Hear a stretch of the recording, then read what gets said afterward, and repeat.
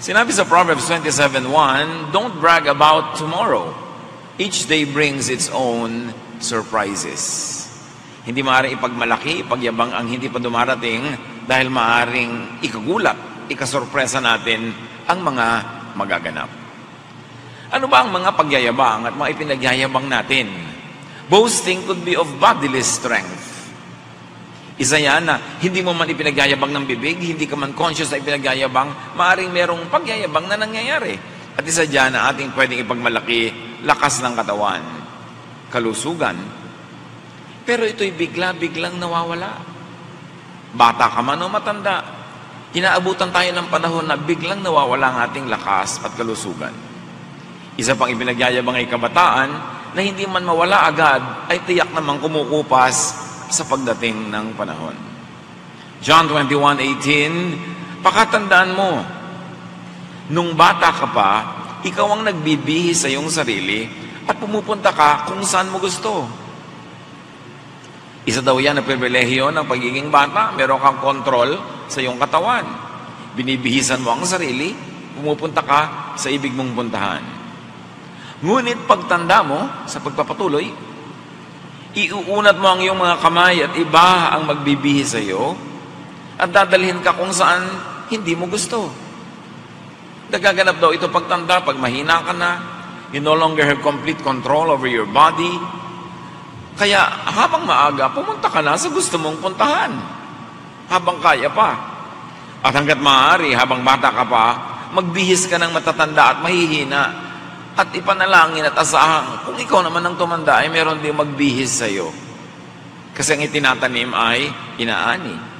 Magpasyal ka na ng mga matatanda, para kung ikaw naman ang tumanda, ay maaaring sa iyong itinanim, ay meron namang magpasyal sa iyo.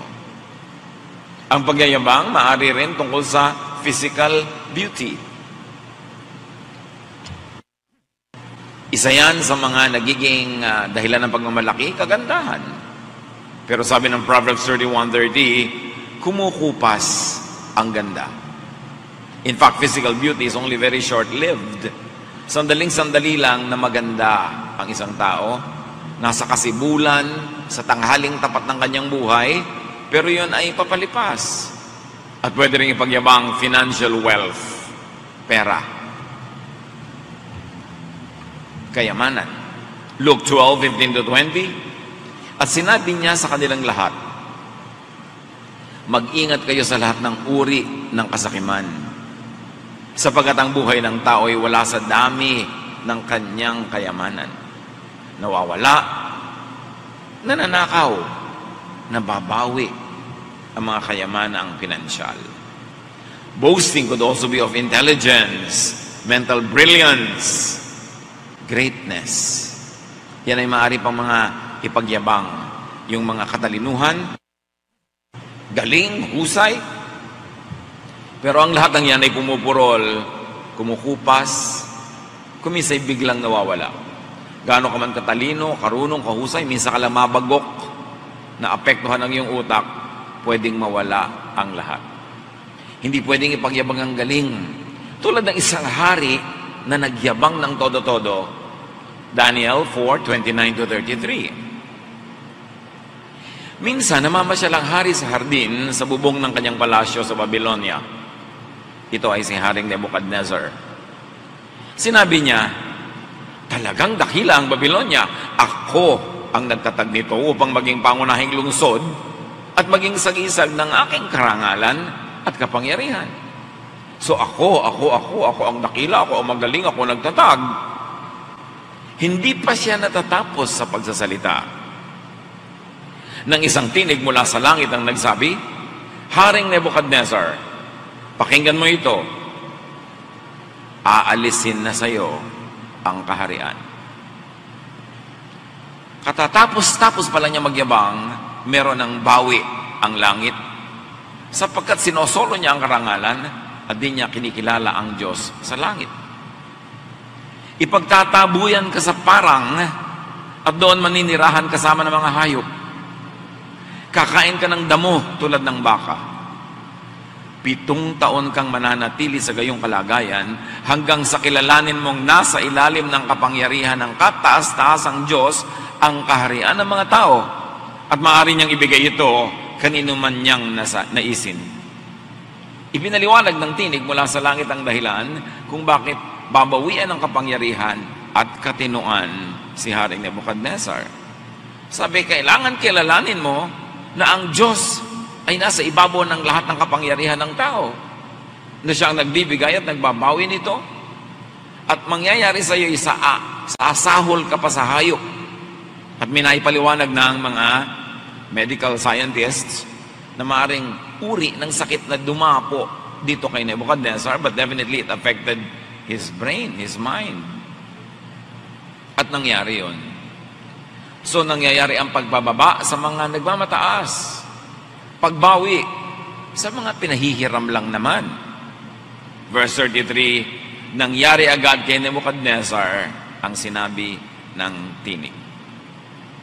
Kahit gaano karunong, kahusay, kagaling, maaaring magkasakit sa utak ang tao. Maaaring mabaliw na nagiging asal, hayop o masahol pa. O lumalabo ang alaala, nagdidilim ang kaisipan, nawawala ang inspirasyon sa galing, pumupurol, dumidilim. Boasting could be of talent or skill. Ang husay-husay mong gumawa ng ganito, gumawa ng ganyan, pero ang tao nagkakasakit. Pwedeng dapuan ang tinatawag na aksidente. O magaling man ay nadadaig naman ng ibang mas magaling pa. So hindi dapat nagyayabang. Boasting could also be of social and political status and strength. Makapangyarihan, maraming relations, maraming koneksyon, pero pwedeng bumabagsak, iniiwan, tinatalikuran ng iba. Lalo yung political power, pag uso ka, ang dami mong kaibigan. Pag di ka na uso, bumabaligtad pa nga yung dating kunwari kaibigan mo, nagiging kaaway mo pa. Boasting could also be of spiritual standing and power. Hindi napapansin ng mga nagbubuhay banal o nagbabanal-banalan o pinipilit maging banal na nagiging kayabangan na rin nila ang kanilang kayabangan, ang kanilang kalinisan. Kumisan ng taong hindi nagkakasala ay nagiging mayabang at minamaliit, dinudusta agad yung mga nagkakasala. Yung mga taong maganda ang buhay, matuwid, malinis, maaari hindi niya napapansin na naipagyayabang na niya yon sa paghuhusga niya sa mga kapwa niya na itinuturing niyang marumi. Kaya sabi ng 1 Corinthians 10:12, kaya't mag-ingat ang sino mang nag-aakalang siya'y nakatayo at baka siya mabuwal. Kung nakatayo ka, magpasalamat ka sa Diyos, pero ihanda mo rin ang iyong loob sa posibilidad na pwedeng walang kaginsa-ginsa ay mabuwal ka. Kaya ang mga nakatayo, nananatiling nakatayo, dapat mabait sa mga nabubuwal. Kasi hindi mo alam kung kailan ikaw naman ang mabubuwal. Ang mga matuwid ay dapat na mahabagin, mabuti pa rin sa mga liko. Ang mga nabubuhay sa liwanag ay hindi dapat manlait ng mga nagtatago sa dilim. Those who live above the surface must never diminish the human value of those who fall in the cracks. Hindi dapat nagmamalaki. Lalong-lalo ang kabanalan, hindi dapat ipinagmamalakihan. Kasi hindi mo alam kung kailan biglang ikaw naman ang matatalo ng tukso. Dadapuan ng pagkakamali at igugupo ng kahinaan. Huwag kang na agad-agad na mamalo sapagkat ang iyong pamalong ginagamit ay maaring sa'yo naman gamitin kung ikaw ang dapat paluin. Lahat ay pinagmamalaking yan. All this could disappear in a flash. Tulad ng nangyari kay Job, na nakatala sa Job 1:13-21. Ang yaman-yaman niya, dami-dami niyang anak at mga manugang, napakarami niyang kaibigan, mapakalusog ng kanyang katawan, pero sa isang araw, nabawian ng lahat ng yaman, namatay ang lahat ng anak, ang mga kaibigan ay naglayuan sa kanya, at iniwan siya ng kalusugan, nabalot ng galis ang kanyang katawan mula tuktok ng ulo hanggang dulo ng daliri sa paa, at may kaisa-isang taong natira sa kanyang piling, ang kanyang asawa, na walang ginawa kundi siya ay guluhin at inisin. All in a day. Ang buhay ng tao pwedeng maiba sa loob lang ng isang araw. Kaya hindi dapat magmalaki. Even you, I, could disappear in a flash. Naglalakad ka lang, biglang nadaganan ka ng gumuhong building. Instantly, nakalibing ka na. Tinamaan ka ng kidlat. Tinamaan ka ng ligaw na bala. O bigla ka naka-atake sa puso. Walang pwedeng ipagmalaki ang tao. Hindi mo pwedeng sabihin, marami akong gagawin sa buhay. Dahil sabi sa Luke 12:20, sinabi sa kanya ng Diyos, hangal, sa gabi ring ito'y babawian ka na ng buhay. Kanino ngayon mapupunta ang mga inilalaan mo para sa iyong sarili? Hindi masamang maglaan sa sarili. Ang minamasama dito ay yung yabang na akala mo walang katapusan ng buhay mo at ma-enjoy mo lahat pagdating ng panahon. Kaya ang lesson, meron ka mang inilalaan ngayon, meron ka mang mga tinatangkilik, meron ka mga tinatamasa, enjoyan mo na, i-share mo rin sa iba, glorify God, kasi hindi mo alam kung bukas buhay ka pa. Walang pwedeng ipagmalaki. Ang yabang na mga pinag-usapan natin ay madalas umuwi sa hatol ng Diyos o sa hatol ng kapwa. Kasi siyempre ayaw din ng tao sa kapwa-taong mayabang. Ang pagmamataas ay umuwi sa pagbababa. Ang liko ay umuwi sa pagtutuwid. Nangyayari ang likas at natural na pagbabalanse ng buhay. Kaya dapat, kung ayaw mong sapilitang mabalanse ka, ikaw na ang mag-balance sa sarili. Makahalata ka kung lumalabis ka na, ikaw na ang magbawas para hindi na langit pa ang magbawas. Nakakahalata kang yumayabang ka na yata, abay ibaba mo na agad ang iyong sarili kesa langit pa ang magpaluhod sa iyo para ka mapababa. Nakakahalata kang sobra ka ng nagmamalupit sa kapwa, magpakabait ka na kesa pilitin ka pa ng Diyos na maging mabait. Huwag magyabang. Iwasang magyabang and be blessed. Or stay blessed. Blessed ka na. Tapos magyayabang ka, di mawawala ang blessing. Dati kang wala. Binigyan ka ng Diyos, pinayaman ka. Ipagyayabang mo. Kung bawiin. Malakas ka, marami kang kayang gawin. Ipagyayabang mo, kung pahinain ka. The best way to be blessed or to stay blessed, huwag magyabang. How not to boast? Paano nga ba hindi magyayabang? Unang-una, avoid the sin of Nebuchadnezzar. Acknowledge God for your blessings. For your talent, for your capacity, always acknowledge God. Kaya pag pinuri ka, huy, ang galing-galing mo, huwag mo na sasabihin, hindi, wala nga akong kagaling-galing. False modesty naman yun, dahil kung alam mo magaling ka, sabihin mong salamat, purihin ng Diyos, bigay niya yan. Ang ganda-ganda ng bahay mo, huwag sabihin, hindi, ang liit-liit nga. Alam mo naman, ang laki-laki, hanggang basketball court na yung sala mo, sabihin mo po, ang liit-liit nga. Hindi na yun humility, lying na yun. Kaartehan na yun. So, oo nga, thank God, I enjoy this. Naku, ang tali-talino ng anak mo. Praise God, siya ang nagbibigay ng talino. Salamat at napapansin mo yan.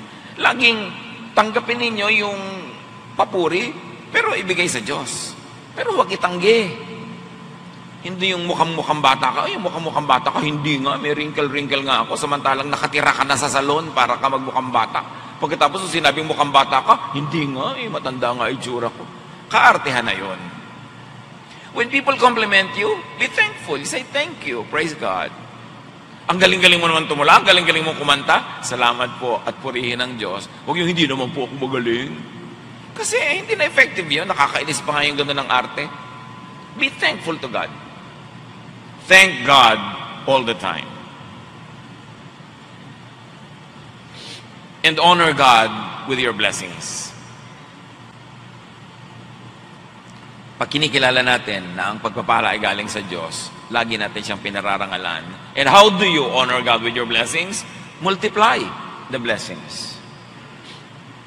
Binigyan ka ng pera, sumaya ka, edi magpamigay ka rin para dumami ang sumaya, hindi lang ikaw. Multiply the effect of the blessing. Huwag susuluhin. Katulad nung binigyan ng Panginoon ng puhunan, hindi niya pinalago, napagalitan ng Panginoon. Matthew 25:27. Bakit hindi mo man lamang inilagay sa bangko ang aking salapi? Kahit paano may tinubo, kahit paano may tinubo sana ito. Sabi ng Panginoon. May ibinigay sa iyong talent, palaguin mo yan. Kailangan tumubo ang Diyos. Binigyan ka ng talent na kumanta. Kumanta ka, hindi lang sa banyo. Kumanta ka sa publiko, kumanta ka ng mga makadiyos na awit para ang kabutihan ng Diyos ay mahayag sa pamamagitan ng awit. Ano mang talent, gamitin mo. You're a gifted teacher, mag-handle ka ng Bible study. You are gifted with a comfortable house, host a Bible study. Kasi doon mo napaparami yung epekto ng pagpapala. Minumultiply. Honor God with your blessings, give back to God. Kung galing sa Diyos, abay dapat ka magsukli. May ibinigay sa iyo, dapat bigyan mo siya ng tubo. Dapat ka mag-entrega sa Diyos. Kasi siya ang may bigay. Make at least correct offerings. Bakit dapat correct ng offerings? Because it is recognition of God as giver. Bakit napakahalang nagbabayad ka ng buwis? Sa gobyerno. Bakit pwede kang ikulong dahil lang hindi ka nagbayad ng buwis? Kasi pag nagbabayad ka ng buwis, ibig sabihin, nire-recognize mo yung gobyerno. Kaya ang mayroong mga civil disobedience, ayaw na nag-recognize ang isang gobyerno, hindi sila nagbabayad ng buwis. Ngayon, nire-recognize mo ang Diyos. Nire-recognize mo siya ang nagbibigay ng lahat ng blessing. Eh di nagbubuwis ka sa Kanya. Hindi dahil kailangan nyo ng Diyos, kundi kailangan nyo ng gawain ng Panginoon, o kaya kailangan mo yon para maalala mo lagi nabigay ng Diyos ang lahat, kaya dapat ka magbuwis. Genesis 28:22, ibabalik ko sa inyo ang ikasampung bahagi ng lahat ng ipagkakaloob ninyo sa akin. Kailangan ba ng Diyos yung ikasampu? Hindi. Pero kailangan ng kanyang bahay dalanginan. At number 2, kailangan nung tumanggap ng pagpapala na ipaalala sa kanyang sarili nabigay lang yun ng Diyos at di niya dapat solohin. So there is a practical and there's a symbolic and a ceremonial value to giving back to God. Kaya sa Malakay 3:8-11, ang walang kamatayang teaching na ito, kausap ng Diyos ang bayan. Ang tanong ko naman ay, matuwid bang pagnakawan ng tao ang Diyos? Hindi. Ngunit pinagnanakawan niyo ako. Sa paanong paraan? Sa mga ikasampung bahagi ng mga handog. Isinusumpa ko kayong lahat sapagkat ako'y pinagnanakawan ng buong bansa. Sabi ng Diyos. Dalhin ninyo ng buong buo ang inyong mga ikasampung bahagi sa tahanan ng Diyos upang matugunan ang pangangailangan sa aking tahanan. Subukin ninyo ako sa bagay na ito. Kung hindi ko buksan ang mga bintana ng langit at ibuhos sa inyo ang masaganang pagpapala. Hindi ko rin hahayaang salantain ng mga balang ang inyong mga pananim at mamumunga na ng sagana ang inyong mga ubasan. Yan ang sabi ng Panginoon. Naiinis ako sa inyo, dinadaya nyo ako. At huwag nyo akong inisin.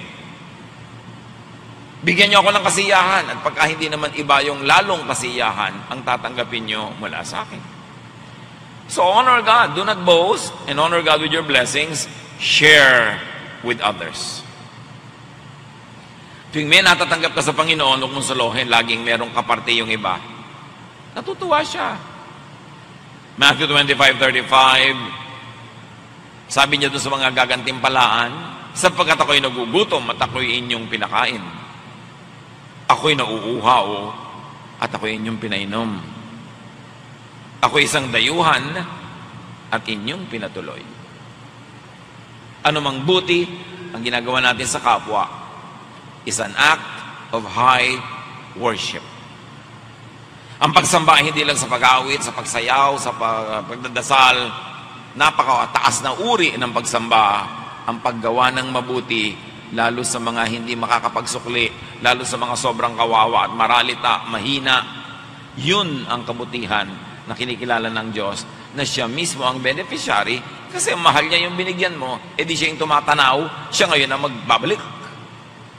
Napakahalaga. Hindi ka pwede magmahal sa Diyos nang hindi ka palabigay sa kapwa. Magandang test yun eh. Paano ko pa malalaman na meron akong totoong faith? Palabigay ka ba sa kapwa? Yun, isa sa mga palatandaan na meron kang tunay na pananalig. Honor God with your blessings by what?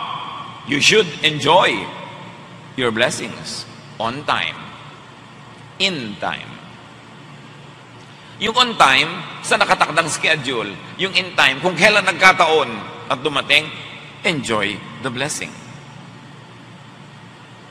Naranasan nyo na ba na may niregaluhan kayo ng magandang damit, tapos hindi sinusuot, nasa cabinet lang?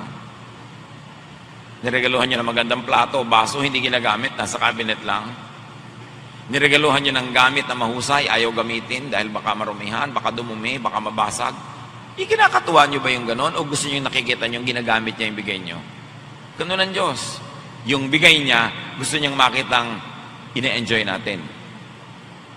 Dahil binibigyan tayo ng pagpapala para ating ma-enjoy, hindi para ating ilagay sa estante. In other words, appreciation is important. And one of the best ways to appreciate a gift is to put it to good use. So enjoy the blessings that God gives you. Ecclesiastes 3:1, ang lahat sa mundong ito ay may kanya-kanyang panahon. May kanya-kanyang oras. Kaya may oras ng pagtamasa, paglasap, pag-enjoy sa blessings ng Diyos. Huwag ipagyabang ang bukas. Anong ibig sabihin? Ay, next year na ako magpapahinga. Eh kung mamatay ka na next month, hindi ka na nakapagpahinga. O ayan, napahinga ka tuloy ng napakahaba. Huwag mo sabihin na magtitipid ako ng 10 taon, sa ika-11 taon, doon ako magbabakasyon. Yun ang pagyayabang. Sure ka, nasa 11th year, andyan ka pa. So what do? Because you respect time and the unpredictability of anything that can happen in life,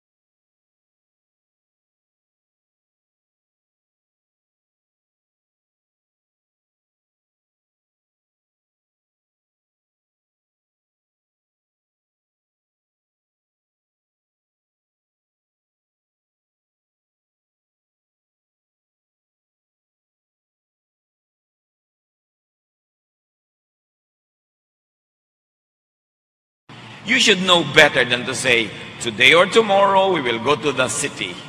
We will do business there for a year and make a lot of money. What do you know about tomorrow?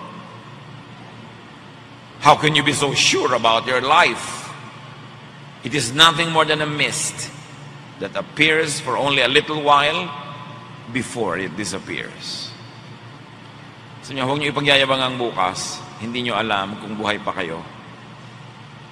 Paano man natiyak ang tungkol sa bukas?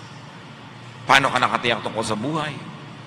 Ang buhay mo ay para lang isang asap, usok, vapor, sasandali na nakikita at pagkatapos ay naglalaho sa hangin. You vanish in thin air.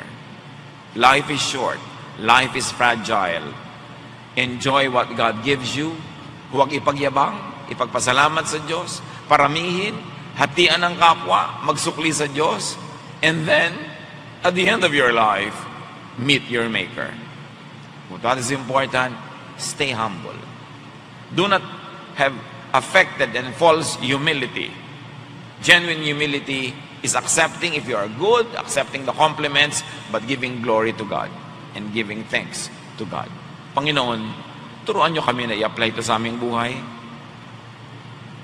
Mga bahagi ng mensaheng ito o buo, ano ang kahulugan sa aming buhay? Ituwid niyo po kami, Panginoon, papagliwanagan ang aming isip at makapamuhay kami ng walang pagsisisi sa oras na kami bawian nyo na ng pahiram na buhay na ito. Pagbulay-bulayan natin sa mandali mga kapatid kung ano ang mga dapat gawin dahil sa ating mga narinig, ano mga hindi dapat gawin, anong dapat simulang gawin. Lord, lead us to apply this with great wisdom to our daily practical lives. Be alone with the Lord in silent reflection.